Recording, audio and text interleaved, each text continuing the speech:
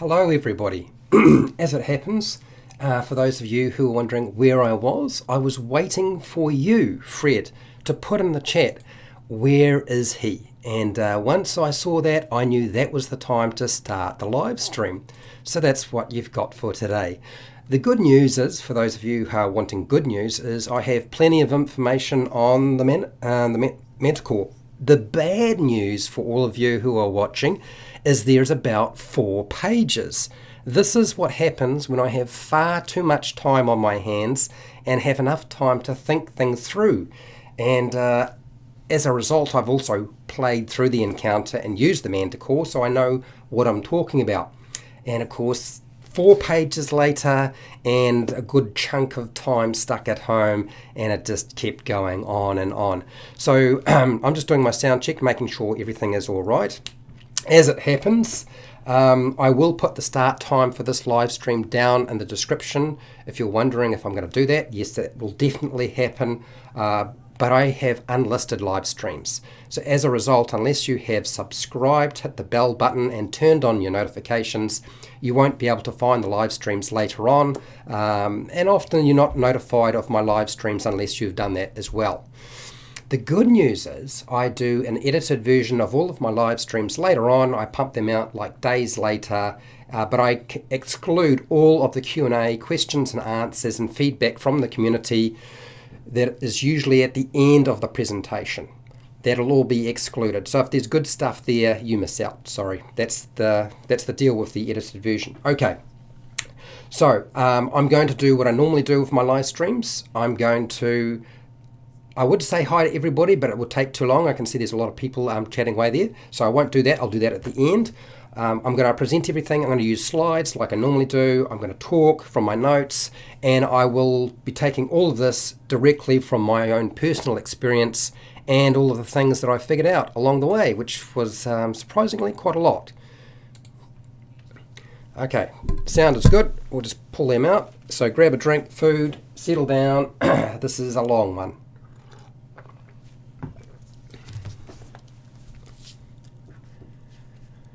Hi, welcome to HowtoDandD. My name is Fred Wheeler, and today I want to talk about Dungeons and Dragons. Now, for today's topic, we're going to go with the Dragon of Icespire Peak, a Dungeon Master Guide. So if you are a player playing in this adventure, please do not continue watching. There are spoilers, lots of them, so this is not for you. Go and play the adventure first, and if you want to come back and watch this video at a later date, if you're a player, that's fine. But if you're a Dungeon Master, stick around because I have a whole lot of really good information for you. Unfortunately, I can tell you now, since I have actually run the adventure and I've done a whole bunch of research, there's a lot of material to go through. So let's start off. So the Manticore of Umbrage Hill. And usually most people, when they start thinking about a Manticore and Umbrage Hill and all of the information you are provided with in the adventure, you start freaking out. And there's lots of advice. Even some of my videos have presented this as being an issue. I've got a surprise for you though. So here we go. So the Manticore appears in the quest Umbrage Hill. It is on page 43 of the adventure, and you'll find the stat block and a little bit of information from the monster manual on page 60 as well. It's sort of like a small snippet. I think they've selected what they thought the designers thought was the most important aspects at that particular time. Now the quest can be completed by any character level whatsoever, but it is supposedly balanced for character levels 3, but clever players are required if they are going to try to get through at level 1 and 2. But it can be done. For those of you who are wondering, it absolutely can be done. The character's goal is to ensure that Adabra, Gwen, the midwife, is rescued from the Manticore who is attacking the stone windmill on Umbrage Hill. That's what we start off with. Now I will do another video on Adabra Gwen, but not today. This is just the Manticore for today. So how do we roleplay a Manticore? Well, the great thing about our designers is they have provided us with a whole lot of lore, and I would suggest going and checking out AJ Pickett for those of you who watch his channel. He is a featured channel on my channel, and I suggest you can find so much information, but The monster manual, the Dungeons & Dragons 5e monster manual, has really solid advice on page 213 on the Manticore. And a lot of the information I've put in here is from there, but you have to kind of read between the lines and apply it to the context you're dealing with. Otherwise, it won't make very much sense, because of course you can always write down words, but unless you have context and you have some sort of understanding of what they're trying to get at, it's not really going to work for you. The Manticore will attack with tail spikes from the air if threatened, and use cover of the windmill and the Umbrage hill. Now, that's certainly in the case if it were to try to escape, or in between flying around and throwing out spikes. That's how I would approach the attack side or the combat side of role-playing the Manticore. I know a lot of people are saying, yeah, Fred, that's the combat side, that's not the role-play side of things. Okay, I'm getting there. So they are prone to criticising and abusing their victims or foes. This is one of the Manticore's greatest joys, so play on that. They can actually speak Common, so use it, and chances are every single player has a character who understands Common, so that won't be an issue, will it? They are evil predators and fierce killers who will be quite difficult to converse with in a rational manner. So you really have to understand what their motivation is and what they are interested in. If you don't have that, it's going to be very difficult to negotiate or talk with them or have a conversation of any kind whatsoever. Simple bribery and tributes are much more likely to be accepted by a Manticore. So if you go with that, if the players are willing to do those sorts of things, they are much more likely to be successful with what they're trying to achieve. Manticores fear dragons. So this should be played on by the players. They won't necessarily know this though, but Manticores are certainly very much afraid of dragons, and Cryovane, who is a white dragon in the area, it is certainly afraid of Cryovane. So this is its greatest weakness, its Achilles heel, and should be utilized. So make sure to play on that when you're role-playing your Manticore. Manticores aren't that smart, and they can be tricked with the right approach, but it doesn't mean that any kind of trickery will work with them. Even though they aren't smart and they're not brain surgeons or anything like that, you can't just use any kind of trickery to make it work for you. So when you come across players trying to use trickery and deception, there are going to be restrictions. So make sure they are using the right types of deception and trickery that will work. And certainly trickery with a dragon is good, and trickery with bribery is good. Why is the Manticore attacking the stone windmill and Adabra Gwen? Well, that's a good question. I actually have 4 different reasons that I think is actually the result of the Manticore attacking the stone windmill and Adabra Gwen. The Manticore is just hungry and wants Adabra or something else as dinner. So it's just gotten a bit peckish and she's on the meal or menu. The dragon has injured the Manticore and it wants healing from Adabra Gwen, because of course she's capable of doing that. How does the Manticore actually know that Adabra Gwen could actually provide any kind of healing? It could be just common word of mouth, overheard it.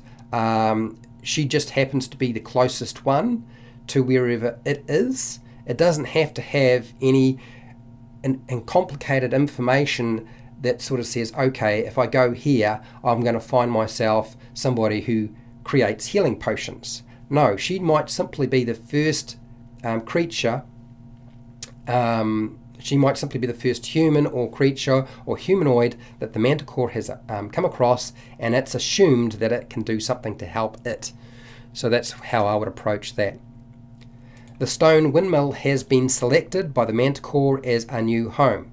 Now, why has that been the case? Because it's lost its mountain nest to the dragon Cryovane. Cryovane has driven it away, and it selected the stone windmill as its new home, or posse, or nest, as you might say. The Manticore's mate or offspring have been injured and need some sort of healing potion from Adabra. And the Manticore will then take that potion to them. And of course, they can't fly to the windmill because they are injured. Maybe it's an injury to the wing, it's torn or something like that. So that would be the last reason or rationale that I would use with regard to why is the Manticore actually attacking the windmill and Adabra Gwen. So what are the characters' options for dealing with the Manticore? What can they actually try and do? And I've broken this up into two sort of categories. The first category is they can fight the Manticore. And you'll find that a lot of players will go straight for this. I know my group really decided that fighting was the option and didn't really consider too many other options, but certainly there are other options, but this is just the first one I will talk about. This is the one that scares most dungeon masters and people away because they're thinking, oh, depending on their level, that could be quite a difficult fight, and a Manticore is actually quite a dangerous creature, so what are we likely to have to do with this? Okay, so here is my breakdown, and it's quite involved, so pay attention. First thing, killing the Manticore, although it's unlikely to need to be killed, it is unlikely to attack the PCs or players' characters unless it has first been attacked or the players' characters get too close. I would consider too close to the Manticore to be about 100 feet. Getting within the range of its tail spikes where it doesn't have disadvantage, that's probably far enough, and you can, if you want to, foreshadow that it will attack if they start moving towards it without sort of firing at it or trying to sneak up on it. You could use a barrage of tail spikes just falling short of the player's feet as a warning to not come any closer. For those of you who are wondering how to sort of foreshadow that, that's how I would approach it in your game. You could reduce the Manticore's maximum hit points or its armor class or take its multi-attack away for very low level characters if you wanted to. This is often suggested by Bob Worldbuilder and Sly Flourish in the Dungeon Master guides that they have put together. Certainly that is an option if you want to. Now when I say low level, I'm talking about level 1 and 2. I'm not really concerned about level 3 and upward. I don't think that's going to be an issue whatsoever. You can also consider reducing the current hit points of the Manticore to reflect that it has been injured by the Dragon Cryovane for very low level groups. So that's levels 1 to 2. Another option if you really wanted to, if they start getting into a fight. They can drive the Manticore away by causing some damage. Now I'm not necessarily specifying a particular number. It might simply be they can drive the Manticore away by doing one lot of damage. So one hit to the creature is enough to have it flee or run away. Or it could have its hit points reduced by half. So if it loses half of its hit points to ranged fire, that will sort of kick in its survival instinct, and because it wants to survive and live and it has a family, it then flies away and returns to them. So a whole bunch of ways of approaching it really. Here's the really interesting part that I discovered. If your group starts about 600 feet plus away from the Manticore, who is currently either on Umbrage Hill or on the windmill or on the hill itself or flying around it, they can use things like long bows, short bows, the crossbows. Most of them have a very long range. Long range spells will certainly take the creature down or drive it away without the tail spikes being any real threat. You have to understand the threat range for a Manticore's tail spikes is actually quite limited.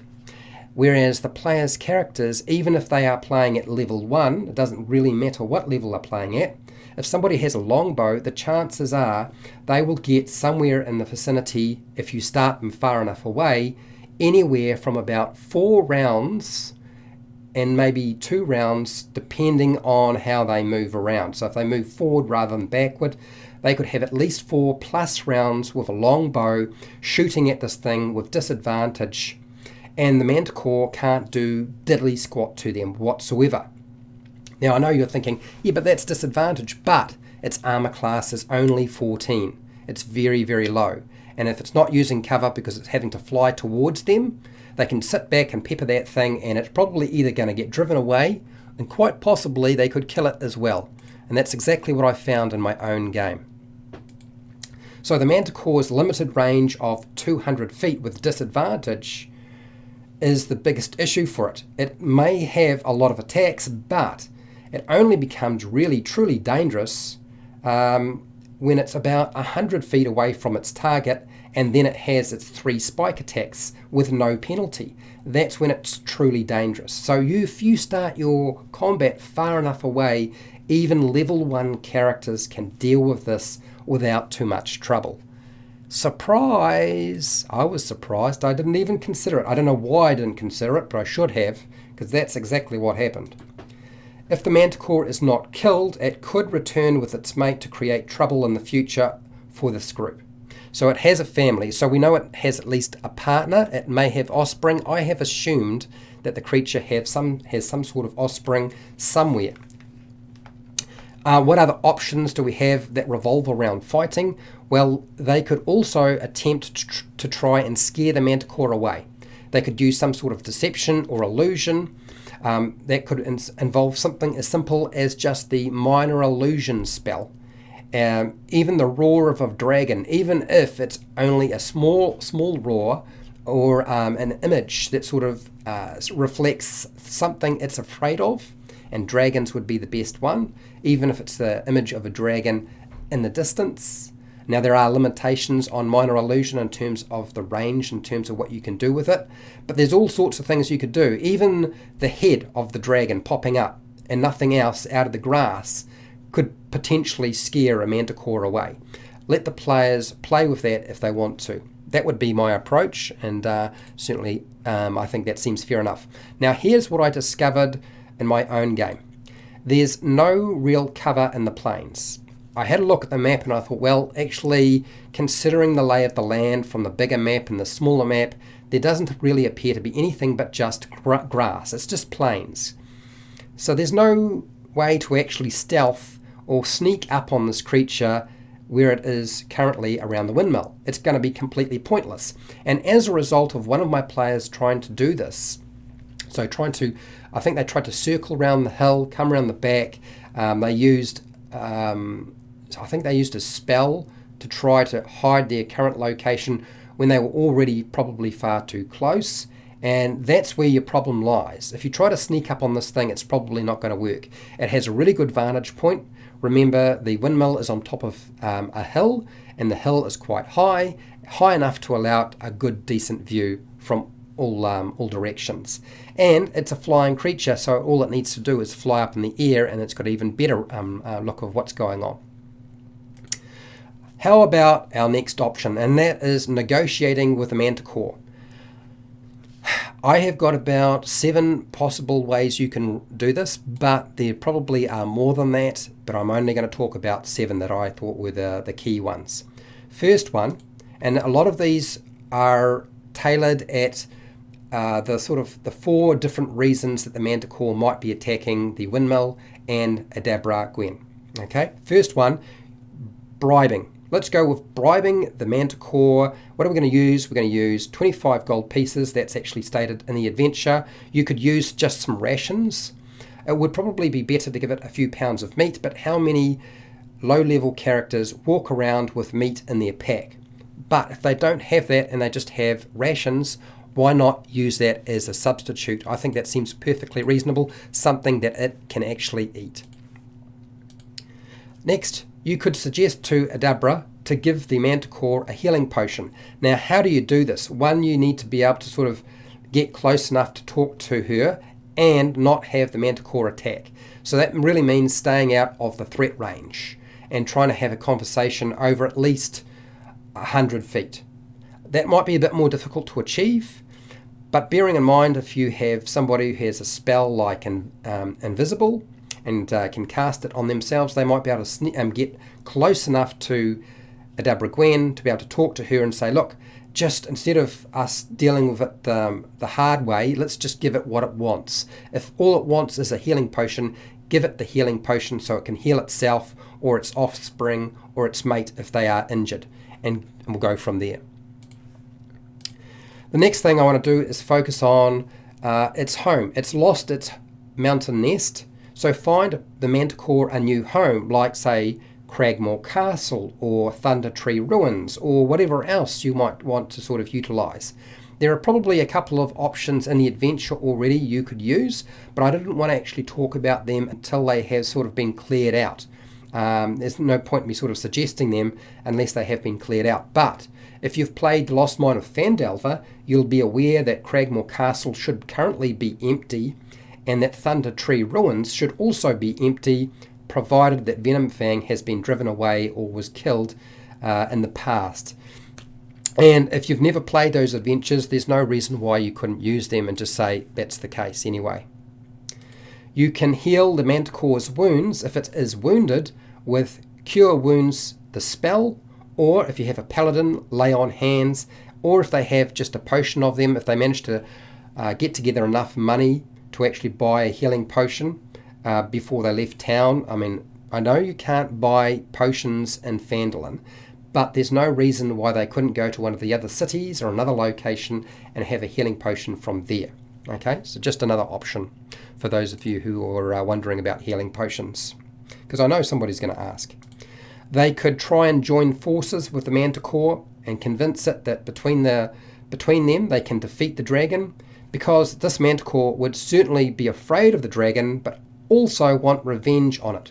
They're very vengeful creatures, so yes, use that as an option and a piece of negotiation. You could go with, if you decide the situation, or if the players decide the situation is too hard, they can certainly just let the Manticore have their way with Adabra Gwen and then just run away and leave it at that. There's nowhere that it says you have to do that. Based on the milestone system they have put in place, they start off at level 1, so if they complete the Dwarven Excavation quest, then they're going to be level 2. If they then complete Nomengard, then they're going to be level 3. They don't actually have to complete Umbrage Hill because they can't get any more levels from it. If you're using the first 3 standard main quests, you can only get 2 milestones off 3 quests. So as a result, they do not have to complete this quest if they don't want to. You can just leave it. In fact, the same thing applies to all of the other quests as well.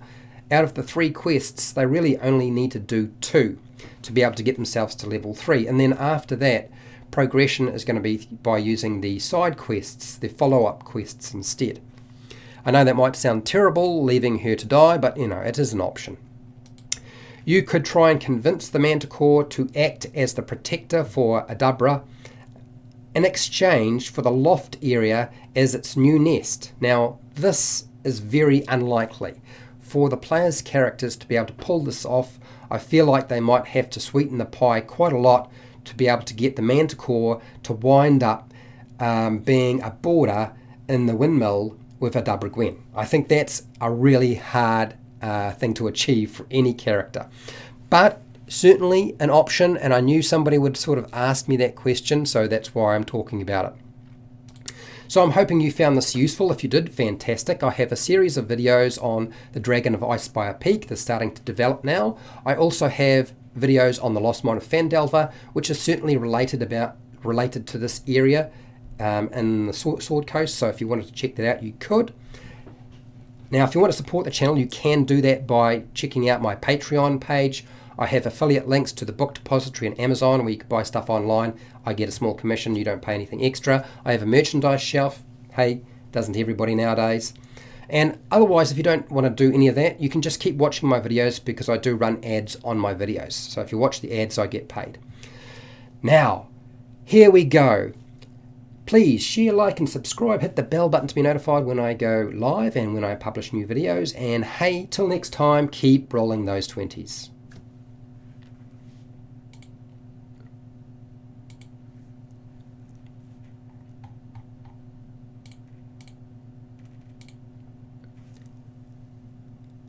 I'm not gone. I just seem like I'm gone. I'm just moving over to my face now. Here we go. We'll go over to my face. And let's go to the chat. let's have a discussion, because I was quite surprised. I honestly thought that the players would have a lot more trouble with this. My players were level 3 when they encountered Umbrage Hill and the Manticore. But I did realise when I looked at the numbers and what they were doing, that it wouldn't have mattered if they were level 3 or they were level 1. That they could have, in fact, driven off the Manticore with just missile fire from a distance. Simply because, as Fred Hubber likes to point out to me so many times, that why are Dungeon Masters starting their encounters so close? If you start the encounter really close, then of course it does make it easier to go into a role play or conversation, but I think there's nothing wrong with allowing your players to just openly walk up to the Manticore and Umbrage Hill and the windmill, as long as they don't break that 100-foot boundary, that sort of bubble it's put around itself where it starts to feel like it's being threatened. And as long as they don't start firing arrows or trying to sneak up on it. If it knows that somebody is trying to sneak up on it, then it's now a threat. But if they're openly walking up to it, I think that means you can certainly start at 600 feet and allow the players the opportunity to either attack or simply converse with the creature and try and negotiate. Okay, let's go through the chat here, and I'm going to say hi to everybody because you showed up for me, so why not? Drink of water. I don't know if my glasses are going to be any good, but we'll see how we go. They're slightly better. We'll see how we go. So Fred, hi Fred, how's it going, mate? And you made it on time. I don't want to say roll for initiative. Frankly, when it comes to rolling combat, right now I'm doing Theatre of the Mind, and I've been having my players roll all of their initiatives for combats before we start playing the game. So I don't ask for roll for initiative if there's a combat coming up. I've already got that laid out in advance. I kind of talked about initiative a lot, group initiative, no initiative, and other bits and pieces and alternatives. Juno, hi, how's it going? Yes, you did get here early. Well done. Right, I don't know if you've learnt anything, but hopefully it's going to sort of alleviate some of the fear that people had that the Manticore would destroy their players' characters at level 1 if they decided to get into a fight. No, you start them far enough away, it will not. Okay, Juno. Okay, so you're still trying to work out where I am. So this is a good time. Look, I will answer questions for Dungeon Masters or players about anything whatsoever. It doesn't have to be about Dragon of Icespire Peak or the topic of this video. This is what the Q&As are all about, okay? Poor Manticore didn't survive long enough to swat a PC when my group found him. Yeah, and Fred, I bet you started, because I know you tend to sort of talk about this a lot, I bet you started at extreme range, so that like beyond long range bows. And then of course they had that opportunity to decide if they would attack or they would just sort of walk up to it with their weapons drawn or whatever to see if it would attack them. I mean, there's lots of ways you can play this out, but you know, you might find that even just putting up a flag, a white flag, will the Manticore understand that? I don't know. I think it would. I think there's no reason why you can't have that be the case. So Juno's a fan. Thank you. It's always nice to have a fan. If I got your name wrong, I do apologise. Scott, from the frozen depths of the forgotten realm and forgotten ford, the never sleeping, for want of eating unholy stench of the Manticore. Ooh, okay, all right. Well, I'm not sure what that's supposed to be getting at, Scott, but okay. You have a question, Juno. I have a question. What is the Manticore? What if the Manticore is distracted? Yes, okay, so here's the thing. If the Manticore is distracted, you could simply have the players move up on it and be done with it. Now, what happens with a creature who is distracted if you are, say, trying to be stealthy? I know that's where you're going with this, Juno. Bearing in mind that as it's probably trying to bust down the door to the windmill, it's probably having to fly up and try and get through the windows and things like that. you have to decide as the Dungeon Master, is it distracted so much it would not see somebody coming from over the plains, a group of people walking towards the hill, because it does have a very good vantage point where it currently is. So that's really up to you. But if you decide the Manticore is so distracted it would not see the player's characters moving up on it, then by all means don't even worry about having a contested stealth check with its passive perception, because if you are distracted, you don't use an active perception check for your creature or monster, and you don't use a passive perception check. Okay, it is just distracted, and therefore, as long as they don't fire an arrow at it, or say anything, or do anything that makes a lot of noise, it's going to be fine. Here's your problem. If you have players who are wearing heavy armor and making lots of noise when they're walking, which of course they would be, then you might say, well, okay, I'm going to allow it to use the passive perception because somebody is wearing heavy armor, and heavy armor makes noise. And even though it might not have seen the creatures, it's heard them coming, even from more than 600 feet away. Okay? That's up to you. You decide how you're going to play that out. So I've given you a whole lot of scenarios, and you as the Dungeon Master will deal with it as you see fit. Jankovic, a bit late. I remember I DM'd this, but fortunately the players were level 2. It was quite hard though.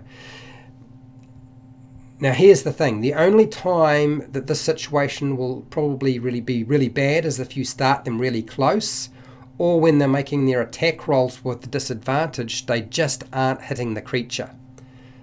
But then again, you are the Dungeon Master, they don't have to necessarily kill the creature to deal with the situation.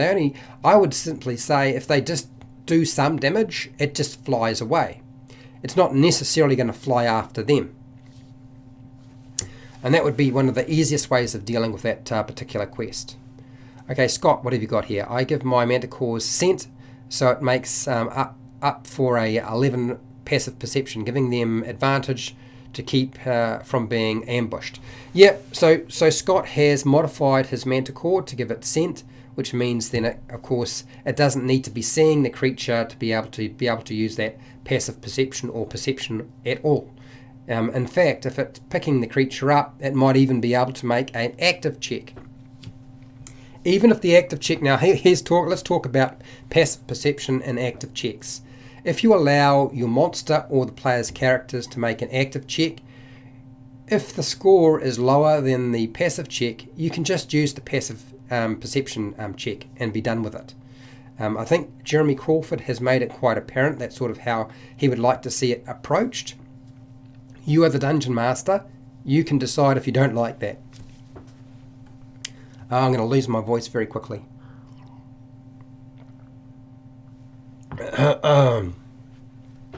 Yes, the Justice League of Heroes. Juno, you're welcome for the advice. I'm sure Fred will be back if he can. Okay. All right. What else have we got here? I'm cycling down the chat, so I haven't got to the bottom of it, but I'm trying to move as fast as I can. Make sure to put your questions in if you want them answered. I will answer pretty much anything today. Jankovic, in my case, they spotted the Manticore from afar. Okay. Well, of course they would, but they were all close range anyway. Okay. So in other words, they didn't have anything that was long range. I mean, even a light crossbow has quite a long range. Even a short bow has a long range compared to the Manticore. The long bow's got the best range, of course, and that still gives them a couple of rounds to make shots at it. Hi Bill, how's it going? I'm a new player. How do I go from one level to the next? Okay. I don't know what resources you have, Bill, but usually when you're leveling up, you're going to look at the chart for your character, so character class.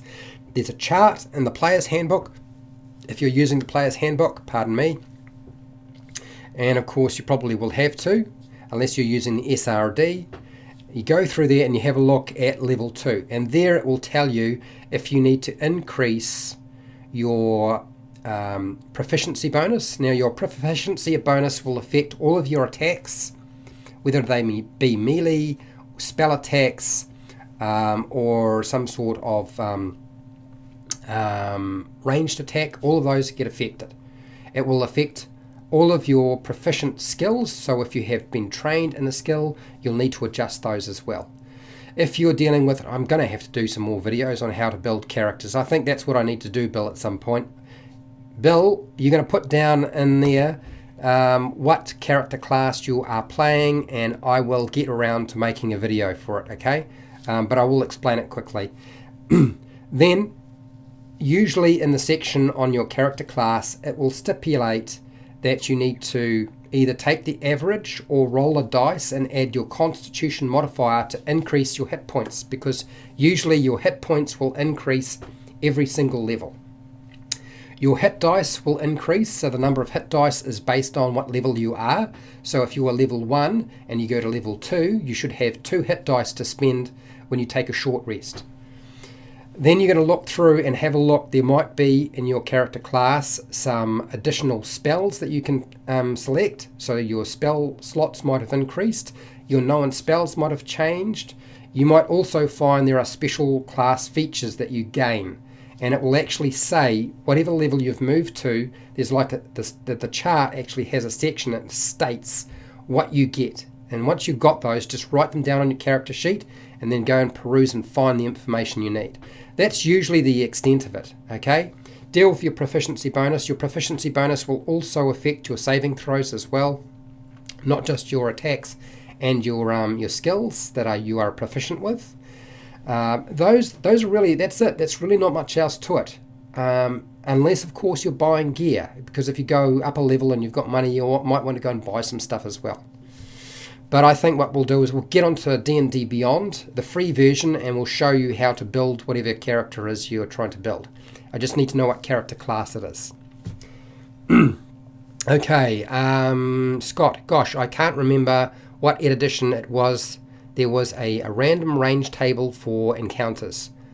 Was it 2nd edition? Anyone? No, I don't have no idea. Truthfully, I would go with what Fred Hubbard has always stated and keeps hammering me with, and that is start at long range. Start at the longest range that is sensible, okay? And I think 600 feet is probably good enough. You know, that's the sort of range where players can decide if they can run away would be a better choice, or getting out the longbow is a better choice and taking a pot shot. Juno, it's okay. All right, good. What do you got here, Fred? The party didn't actually didn't act until within 30 feet. Are they? So now, how did you go about them sneaking up? Because when I looked at that scenario, you probably approached it as it's distracted. They can sneak up on it because it won't pick up their scent. I sort of looked at it like this, that a creature like that would have probably pretty good scent. It really looks more like a lion to me.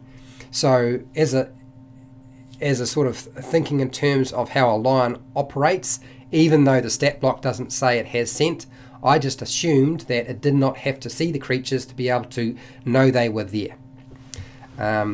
But invisibility, I think, would be a no-brainer. I think that would certainly make a big difference in trying to sneak up on the creature. But it did feel like a very open area when I was role-playing and playing through with my players.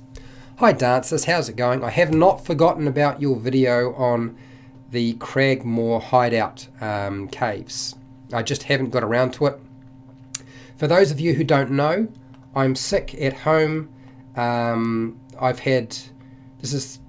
What is this? This will be number 4 days sick. I had 2 days on Sunday and Monday. Then I had 2 days on and it did not work out well. Stayed home. I went to the doctor. I'm waiting for tests to see if I got the flu or the, that thing, other virus.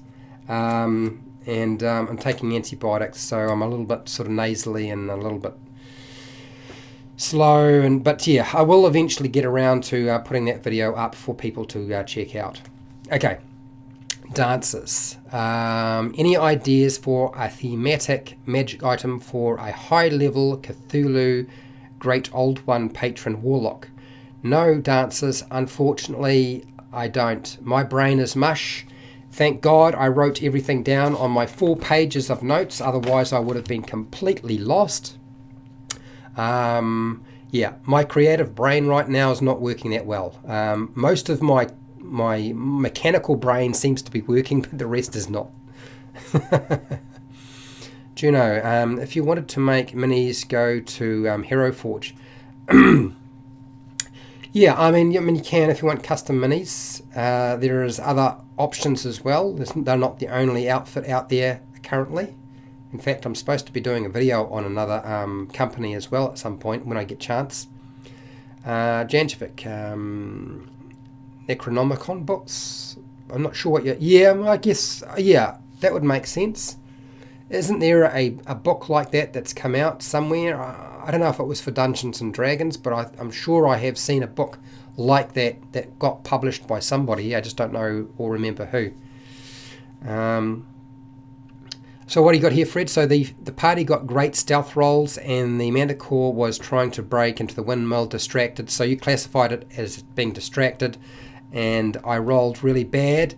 So the Manticore rolled in the open. Okay. Did you, when you rolled really low, did you decide that was the active check lower than its passive perception? Because I mean it's up to you as a dungeon master how you run it, but I think Jeremy Crawford has been saying that, you know, the passive perception is to reflect that even if you make an active check, that's the lowest score you can get, rather than getting a really shit roll because you rolled a 1 on the dice. I guess that flattens out the maths. It certainly gives the advantage to the players to a large extent, although it can also give the advantage to the dungeon master. But I feel like the players are more likely to benefit from that operation because of the range of different passive perceptions, whereas your monsters will tend to have the same modifier or the same passive perception. Therefore, you're only rolling once, where if everybody else at the table is rolling multiple times, the advantage certainly falls into their ballpark. Yeah, it's certainly going to be an advantage to the players rather than the dungeon master. Yeah, I don't know. I can't really respond to that particular book. Sorry about that, mate. He's just making a joke. Oh, no. I'm sure I have seen a book like that around somewhere. I just don't know where. Okay, what do you got here? Do you know? I have the Stranger Things set and the Essentials kit. I've done a couple of videos, Juno, on the Stranger Things starter set. I did a video just on some of the basics. The Thessal Hydra, I did a video on that. Preparing the adventure. The maps are huge. They're just monstrous. I even tried to draw some of them out. I would in the future like to do some more videos on that topic, but they're not popular. People didn't really like them. I really want to do the a video on, is it the Lost? It's the Lost Knight. I think I want to do one on the Princess Warrior. Those two characters I feel like need some sort of spelling out, and I started constructing some notes on them, but I never actually finished it. So it really will depend on my desire to finish them up. Bill, you're using the player's handbook? Okay, all right, well that's good. So you've got all your options in there then. I would suggest, Bill, jumping onto D&D Beyond. You just need to make an account. It's not going to cost you anything. Use the free version and you can build your character and level it up on D&D Beyond, and it will actually take you through the process and make life a lot easier. What's that, Scott? Character build videos would be great, Fred. Can always use PC or NPC ideas. Yeah, now if I did that sort of thing, it would be just for very basic sort of construction. Like usually I would just be building a character at level 1 or maybe leveling it up. I can do a video on that. So what are you doing, Bill? You've got a human class. No, human's a race, not a class. So what class are you currently playing, Bill? Or are you trying to play or build a character for level 1? If you want a human, and you've got to tell me what class. So give me a bit of information, and yes, I will do a video on it. Since I'm stuck at home, I might as well when I'm feeling alright, but probably not today. So, build's going to give me a whole bunch of information so I know what I've got to build. Or if I've already done it, I'll point them in the right direction. Okay, Juno, what do you got here? What would be a great way to start a game? Okay, so here's the thing, Juno. I did a video on Dungeons and Dragons campaign starters.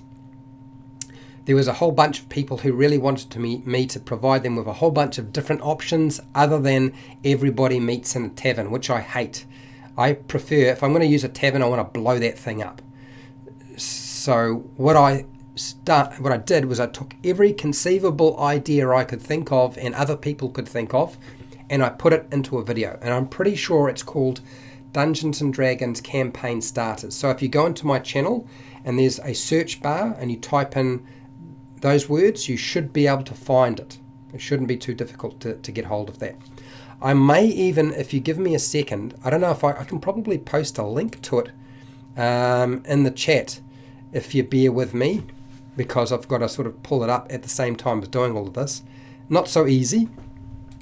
Okay, so what have we got here? Go D and D campaign starters. I think it's something like that. Yeah, there it is. I found it. Good news. There it is. That's the one we want. So we'll just grab that, and I will grab the link, and I'll chuck it into the chat for you, since I can do that. I hope. It's not going to block my own link, I hope. No, there it is. I've put it in. So that's the video you want, mate. Go check that one out. Okay. Let's make sure my chair is far enough forward, otherwise it won't be focused. Okay, what do you got here, Fred? Start giving a chance of noticing something at range. DC to notice gets easier as you get closer. Absolutely. Yeah, you can adjust that. I think that makes a lot of sense, Fred. I don't want to give too much complexity to people, particularly since a lot of people running the Dragon of Icespire Peak are doing so as new dungeon masters. Unfortunately, it's been labelled as sort of like an introductory adventure, and Lost Mine of Phandelver is an introductory adventure for new dungeon masters. The Dragon of Icespire Peak is not, in my opinion. I believe it requires a lot of work from a dungeon master, which is not what you normally do for a new dungeon master. There's actually a whole bunch of stuff you have to do to be able to make it sort of make sense and build out your characters so it's easy to sort of run. It's great for somebody who's experienced. It's all I need, or all they need, and you just go with it, and it's fine. But for somebody who's beginning, I just don't feel like it's very fair. So I'm going to try to keep things relatively simple. Consider conditions of various places when you drive. How far away can you see a car or a person or a cat? Yep, absolutely. You can certainly think about it that way. I consider sort of like the 12-second rule when I'm driving, the distance that I can sort of see from wherever I am, which isn't going to be very far away, certainly not in any kind of significant detail. Juno, if you want to make minis, no, we've done that. Yeah, dancers, I certainly hope I do feel better soon. The antibiotics should do the job. I certainly hope they are going to do the job anyway. Just got to wait for the tests to come through. I think it's just a reaction to the flu vaccine. I had the flu vaccine and I often react to it. Drink of water. Yeah, you can do that. I still think that how I talked about using passive perception and active checks is probably the best way to go, or just forget about using the active check and just use passive perception and be done with it. You know, the reason for using passive perception is to stop metagaming in the first place, right? So if you're going to use it, just use it that way. Right, did I get lost in here? Have I missed anybody? Yeah, you can. Right, okay. How can you make a map for Dragon of Icespire Peak? Well, Dragon of Icespire Peak comes with a map. Do you know? So there's actually a map included in it. So you don't have to make a map for it. There's the Sword Coast, lays out everything. It's a map you can show the players. The more detailed one is in the adventure book itself, so you can just photocopy that. On the other side is a map of Phandalin. If you're wanting a map of Umbrage Hill or the different locations, the box set, the Dungeons and Dragons Essentials kit, came with a link for D&D Beyond, and you take that code and you plug it into their website, as long as you have an account with them, and it will give you all of the electronic maps, the player version and the Dungeon Master version on it, in high resolution, so that you can do with it as you wish. So that's how you can do it. You just take those maps and you print them out. So if you need an area map of a particular adventure, it can be done. If you're wanting to use the map and chuck it into Roll20 or Fantasy Grounds or some other virtual table, then you can do that, because the box set provides you with all the tools. You get the player handout map, and you get all the Dungeon Master maps you can need, including the digital versions, which of course you can use electronically or you can print. So that's how you do it. You do not have to make the map or draw it out yourself, which would just chew up a lot of time. What do you got here, Fred? Lots of them available as a PDF or JPEG. Download the printed scale to 5-foot-inch squares. Yeah, you can do that, but like I said, the box set has all of that stuff already. You don't have to worry about doing that. It is provided with the kit. There's a piece of paper with the advertising, and that's where it is. What's this, Juno? I have played the hunt for the Thessal Hydra 10 times, made a map and everything. Oh my gosh, that would have been huge. 21 hours from now, the DM Lair has a live stream too. More good stuff. I think everybody's going to be live streaming quite a lot. For those of you who are wondering what are you going to do with your time, I think all the YouTube channels will be live streaming quite often. 80k anymore. Is it rude to ask people to only play Player's Handbook races in my first campaign? No, it's not. No, it's not rude. What you do have to understand, you have to explain to them that if you are dungeon mastering for the very first time, you do not want to have to contend with everything from all the different supplements right now. Now, a lot of players won't like that. If you're dealing with new people, they won't care. Usually, new players are really good about it. They just don't give a toss. It's experienced players who tend to have already played the game, and they're like, no, I want to play every option there is, and you restricting it to being just a player's handbook makes you a bad DM, which it doesn't actually. It just means that they want more options, and they will start talking about, oh, I've got bored from the player's handbook and so forth. It's really because they're thinking mechanically about the game, but it's not rude to do so. Okay, you just need to explain to them, and good people and good players will understand. Now, my group are currently playing with the Player's Handbook and Xanathar's Guide to Everything. Now, only reason I'm using Xanathar's Guide to Everything is because it's been published, and 2, I'm using it because I'm happy to allow them to use that. I've been running the game a long time. If I was new, I would not be doing that. I'd be too scared. Yep. Should I use the DM screen for Hunt for the Thessal Hydra? I don't know. I don't know that you need to worry about it. I mean, I think the Dungeons and Dragons reincarnated DM screen is good enough. The DM screen in the Dungeons and Dragons Essentials kit is not as thick, but it's essentially got everything that this reincarnated DM screen has, and it's an excellent product. So I don't think you need to go and buy anything in particular. You don't have to use a DM screen. If you want to use a DM screen, great. If you don't want to use it, then don't use it. No one can limit those races as well if they don't fit the setting. Yeah, you can limit races based on your setting if you want to. You know, I find that, as I said, If you're playing online and you're dealing with people you don't really know, that's going to be more problematic because they probably want to do all sorts of things. But if you're dealing with people you do know, that's going to be a lot easier. Yeah, the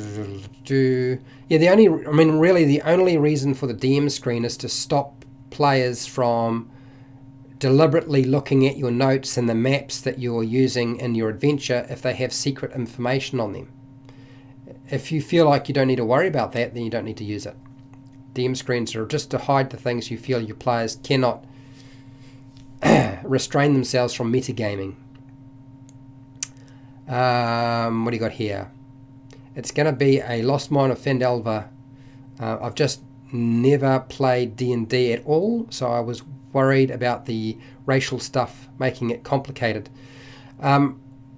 The races don't really make things too complicated. I think what you'll find anymore is that what makes the game complicated is spells in the player's handbook. Very complicated, okay? Feats really do complicate the whole thing. Multi-classing complicates stuff. It's really the class archetypes that are where the complexity really sits, particularly the new stuff in the supplements. That's where you're going to deal with things like Elven Accuracy, which is a very, very powerful feat and honestly pretty broken. But, you know, if we're going to go down that track, we could also say that the Wizard in the player's handbook is the most broken class under the sun. And I wouldn't dispute that because I think that would be absolutely the case. In the right hands, probably the best and most powerful spell in Dungeons and Dragons, because of when you get it, and is the cantrip Minor Illusion. But in the wrong hands, it doesn't seem that powerful. But I would say that the most powerful spell, the best spell for any level, is Minor Illusion because of what you can do with it. It's very simple, but it leaves you open to so many different options. So yes, don't worry too much about the broken stuff. You'll worry about those things later. For your first time as DM, you can legitimately say, I'm limiting the game to humans as PCs. Well, I suppose you could. If you want. Good players will understand that the game has a lot to, yeah. So I mean, you could limit it to just humans, or you could just limit it to the races in the player's handbook. I don't really think it's going to be too much of an issue. Can you, so what's this, Juno? Can you require me any adventures? Can you recommend any adventures? Yes, I can. In terms of adventures, now I'm assuming, Juno, that you are beginning. The Lost Mine of Phandelver from the Dungeons & Dragons starter set is an excellent adventure to start out with. You know, and I've done a whole bunch of videos that help you run that adventure. Like, there are so many. There's like 30-something videos. So that's more than enough to do the job, okay? But if you don't want to run those adventures and you're looking for another product, let's see if I can find this adventure, this video. I did a video called Beginner Adventures, Beginner D&D Adventures. Can I find it? Beginner D, because somebody asked this question, and so I decided I would make a video on it. There it is. Okay, we've found it. I will grab a link for that for you, and with any luck, you'll be able to find it nice and easy. This is the edited version. This is not the live stream version of it. If you're wondering, this is the short cut down version. Okay, so I'm putting a link in now for this. There's the link for that. Okay, and that talks about all your different adventures that you could run. It's about 12 minutes, and it covers a broad spectrum of different things with pros and cons. How's it going, Overboard DM? I'm losing my voice, man. I'm going to have to stop shortly. Hi, AJ. I was just talking about you, AJ, actually. I'm doing a video on the Manticore for Umbrage Hill, and I was recommending when they were having to deal with the topic of how to roleplay a Manticore, I did actually advise them to go and check out your channel on Manticores, because I know you've got a video on Manticores because I watched it, and I thought that would be a good place to go. I'm really happy to have you in the stream. That's awesome. Thank you. I'm stuck at home. Stuck at home again. Anyway. Better to be at work so you get paid. So, by the way, for those of you who don't know, AJ Pickett has a YouTube channel that deals with Dungeons and Dragons lore, but a lot of monster lore, and you should definitely go and watch him. He's the lore master. Also, Overboard DM has a channel, and he deals with a lot of miniatures, and not just miniatures, but terrain, so Dwarven Forge, and he'll show you a whole bunch of stuff there if you're interested. I think you might find the sound is a little bit light. You need to give him a break on that one because he's using a phone. When I was using a phone and doing my videos, there's nothing you can do about the sound on a phone unless you have technology to boost the sound. And that's actually quite difficult with some of the phones that are out there. You have to have a really high-end phone to be able to plug in an external mic and have it do what you want it to do. But some really good stuff there as well. Hi, Bill. Hermit for my player. I'm not sure what that means. Bill, I'm not sure what that means. But did you actually tell me what class you want the character build to be on? Because I will do it. We've got not much else to do. What's this overboard DM? What do you got here? I have almost every DM screen made. I still go back to the revised DM screen. Yeah, that's the reincarnated version. As I said, that's like the best screen out there if you're going to use a Dungeon Master screen. Although most of you are not going to be using a DM screen because you'll be playing online. And I'll say right now, for those of you who are thinking, I can't play Dungeons and Dragons, it's too hard, almost all of you will be on Facebook. All you go is you have a chat. You've been typing to each your friends probably in group chats before. You know how to do that. And there's a little picture of a camera. And you just need to press that button and suddenly you can do video chat on your phone or your computer if you have a camera and a microphone. You can talk to people and you can run your game on Facebook Messenger. Easy peasies. Simplest thing you could possibly deal with. You don't have to try and figure out a new piece of software or app, and you're done. Okay? What's that, Juno? Have you ever played Hunt for the Thessal Hydra? No, I haven't. I would like to run it. I was going to run it for a group of players, but I haven't really had a chance to do so, unfortunately. What's that, Overboard DM? Fred's right. Multi-classing does complicate the game. Yeah, most certainly. Plus, try the playtest material. Stay away from the Unearthed Arcana. It is all untested material. And when they put that stuff out initially, what you'll find with the playtest material is that it will be overpowered because they do that deliberately. It's not because they don't tend to adjust things. They will adjust it. They just don't do that straight away. So you have to understand that when they pop that out, that is certainly going to be overpowered. Now, often players will love picking up that stuff because it is overpowered or it is unbalanced or it gives them some way of sort of creating a loop in the game. If you're the sort of Dungeon Master who doesn't care about that stuff, great. But if you're new, it will probably just cause you headaches and I would just avoid it. Unearthed Arcana is great to have a look at and only really suitable for a group who likes playtesting stuff. So where you play the game and just like when we were beta testing and alpha testing Dungeons and Dragons 5e or D&D Next, we would make adjustments and give feedback and say we didn't like that or we'd take out something if we didn't think it worked. And then we'd give that feedback to somebody. And that's how Unearthed Arcana works. Apparently AJ's very, very popular. I'm not surprised at all. Dragon Heist is a good adventure for beginners.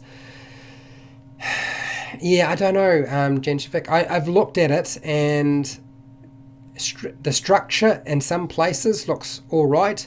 I still feel like a huge, thick, hard-backed book for a new Dungeon Master is too much. my opinion is, and I guess this is very old school, that the older adventures that were like 30 pages long is enough. And so if it's any more than 30 pages, it's too long and too hard for a new dungeon master to pick up. So I'm always going to recommend much shorter adventures than something like that. Okay? But I haven't actually run the adventure, but that would be my opinion. But you don't have to take it. You can just leave it. Oh gosh, I'm going to lose it, guys, in a second, so we're going to have to get down here really quickly. What's the dance station in the same place? Well, yeah, of course, AJ's in New Zealand and so am I. Of course, we're in the same place. We might not be in exactly the same region of New Zealand, but we're in the same country. Okay, Mark Smith. Okay, I am a brand new DM. Okay, here we go. I'm running Lost Mine of Fandel for my party. Okay, something I can actually answer. I accidentally gave out a a necklace of fireballs. A way overpowered one, and my players, to my players, how would I deal with this without losing face? Okay, so here's your first step. You definitely want to start with talking to them. Just say, look, I really feel like this is overpowered.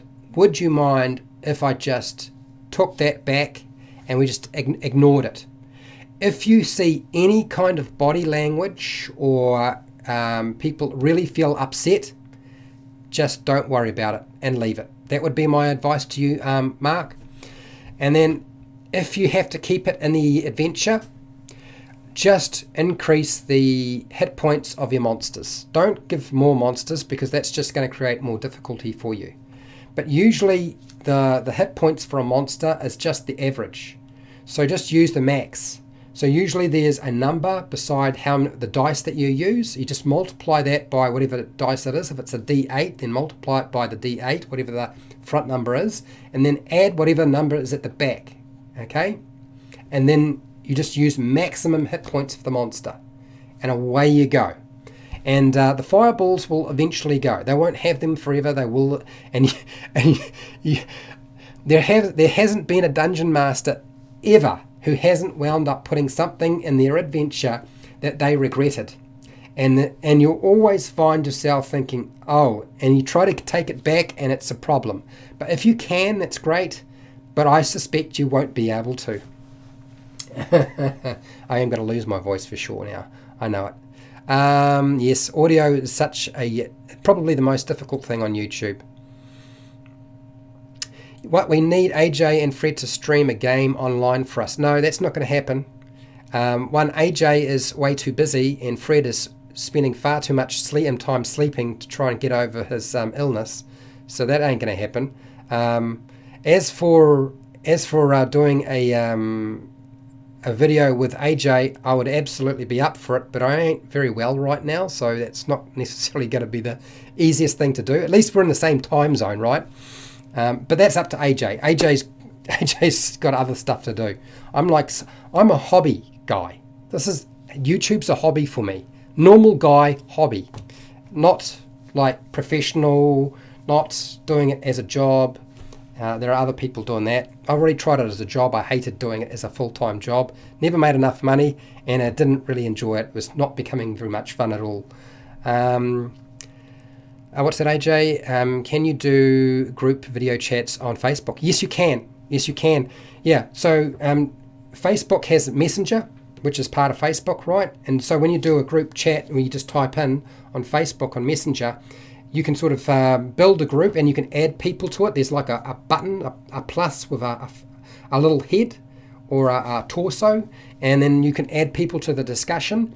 And then if you want to go and actually video chat, there's another button in that same window that comes up for the Facebook Messenger, and there's a camera.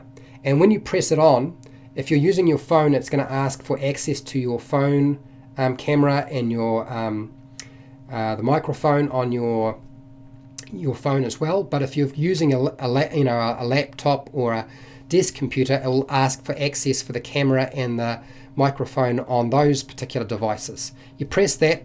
This is how me and my family communicate right now. I have a big family and we can't see each other. I do live with my sister and my brother-in-law, but to actually hang out together, because we're quite close, we'd use Facebook Messenger video chat. And it's so simple. You can do it on your phone. Heck, I was doing it the other day with my mates from my home group while I was lying in bed, although I was told not to do that again. Dear. Anyway, anymore. My group is going to play over Discord. Yeah, use Discord, D&D Beyond for our character sheets.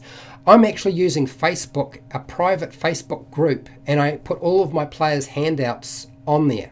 I got them to join, so I sent them an invite. Nobody can see the Facebook group that I created for that game, which is, what did I call it?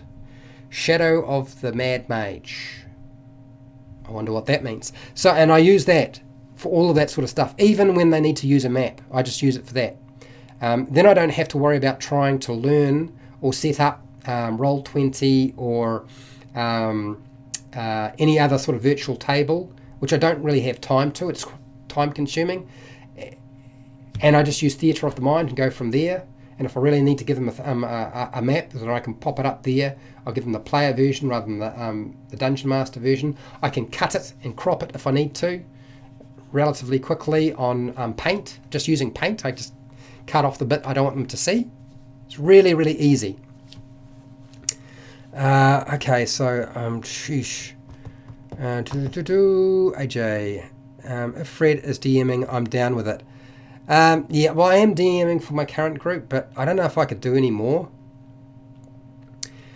Do you know, the problem is, guys, is if I play with AJ, I would want to play with AJ without anybody else watching. That's the problem. I still like to keep some part of me sort of my own. Do you know what I mean? Rather than it all being visible to everybody all the time. I'm not sure what you wrote in there, Juno, that you retracted. I'm hoping it's good stuff. I just accidentally hit the button too soon. And Hunt for the Thessal Hydra, I used my homebrew map. Oh, okay. Oh, cool. Sounds good. Yeah, there is a bit of distance between me and AJ, but it's, you know, same country. The Shire is a vast place. Ah, dear. Yeah, increasing the hit points. It's really simple. Every dungeon master who has problems will usually increase hit points before they start increasing or changing anything else with a combat encounter. I'm going to tell you, I don't think any of my players are watching, but I'll tell you right now, they were playing through Nomengard. They're level 3, and it just turned out that they wound up being level 3 when they got to Nomengard. And as a result, for those of you, there are spoilers for Dragon of Icespire Peak. For those of you who are in here and playing it, you should be leaving. There's a Mimic. And instead of using the Mimic as it was, I gave it maximum hit points. I think it has about 68 hit points. Once I gave it maximum hit points, it had 90 hit points. And they still crushed it. They might have had a lot of weapons stuck to it. There might have been a player stuck to it. But they still obliterated it. And there's only 4 of them. And yes, they are experienced. But still, it's, you know, they figured it out. Shoot it. Don't hit it with melee weapons eventually. And yeah, it's the easiest way to deal with a lot of issues. What's this, AJ? Items with limited charges. Well, maybe it got created by a fraudster wizard who who cheated and got... Look, so with the charges for the necklace of fireballs, you know, you do what you do with most fireball necklaces. Once they use all of the beads up, there's nothing left to use, and it's finished and it's over. It will eventually be expended. It's not going to be there forever. Yeah, AJ, I'll hit you up. But you've been spending... AJ, you've been doing videos that are like an hour long, which is, if I remember right, about 3 times longer than you normally make your videos, and you're still pumping out stuff that is really the same number of videos a week. So God knows how you're going to find time to do that. But yeah, I would be up for it. Scott, what do you got here? We consider you a pro, Fred. Yeah, I'll make it clear. I'm not a pro, a normal guy, normal person. With some checks. Yeah, well, okay, all right. It's going to go to my head, man. It's going to my throat now. I need to go and have my antibiotics. I know that's what's going on. Okay, really quickly, we've got a couple more things here. Travis, what do you got here? During my first time, my group is halfway through Lost Mine of Phandelver and slowly adding elements from Icespire Peak. Okay, good idea. Your videos or vids are the sole reason I've started DMing. Wanted to say thank you. Thank you, Travis. Do you know, that's the only reason I make these videos are for people like you, for people who see something in them. If people aren't getting anything out of them, I do not understand why they watch my videos. And people who don't like them, I don't understand why they watch those videos. But those of you who see something in them and like them, nobody ever says anything when they get something out of it about the quality of the video, the sound, maybe that I pronounce something a bit unusually. Those are the people that I really, that's the community I want around me. I guess that's my view. And I really want to say, for those of you who are not playing Dungeons and Dragons right now and would like to, right now you absolutely need to play. And if you're not playing, join a community. And if you're scared of the communities out there, I want you to come and join the HowtoDandD Facebook group. Okay, I am the only moderator. I am the only administrator. Okay, if anybody's going to do anything on it, it's going to be me. And I see what's going on. So if you want to start trying to find people in that group to play online, do so. I think you should, if you're having trouble finding people. All right. Overboard DM. Okay, Joe, what have we got here? I love that this D&D community. I do too. You guys have been hanging around for me. It's like having groupies. It is crazy that we're all over the world. Do you know, I started off a Facebook group for New Zealand, and it's like 4,000 plus people now. It started off with just my friends, and it's got bigger and bigger, and I couldn't manage anymore, so I handed it over to somebody else. And I decided that actually what I wanted to do was connect with even more people, because there were enough good people to manage it without me being there. And they do all of that now for New Zealand, and I just want to keep building the community around the world, rather than just little old New Zealand. And it is great. It's been fantastic.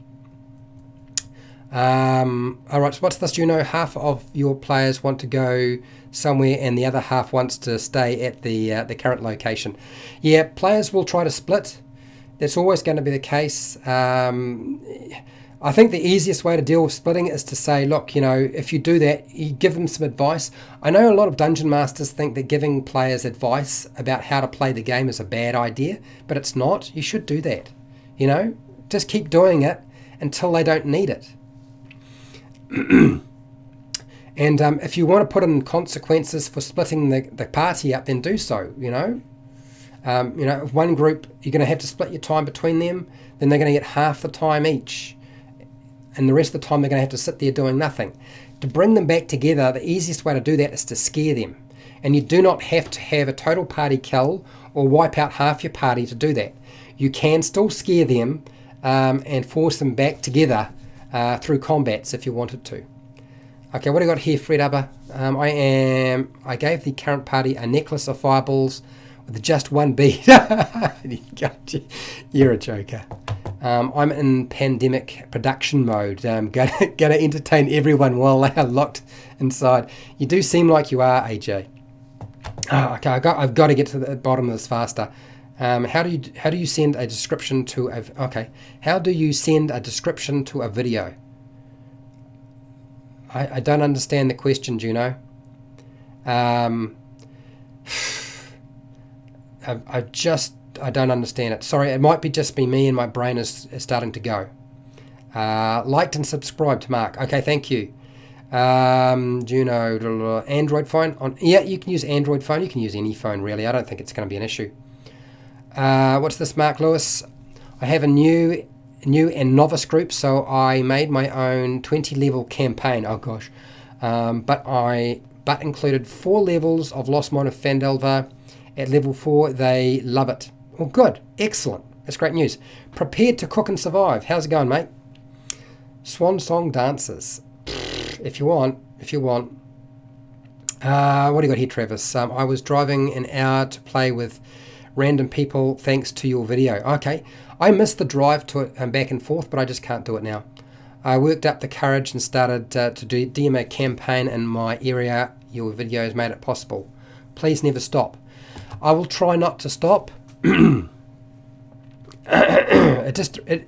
everybody's got to live, right? So I still got to pay the bills. So as long as it keeps being fun and you guys keep saying good things and watching my videos and it keeps sort of moving forward, then so be it.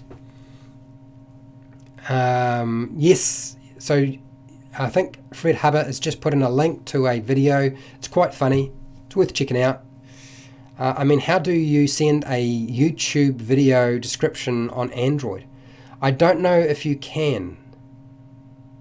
I'm not going to be able to help you right now, Juno. I really am. I'm getting really tired now, and my brain. I need to go and have some food and some medication. If I could remember, but I feel like a bit of a haze now. Thank you, Mark.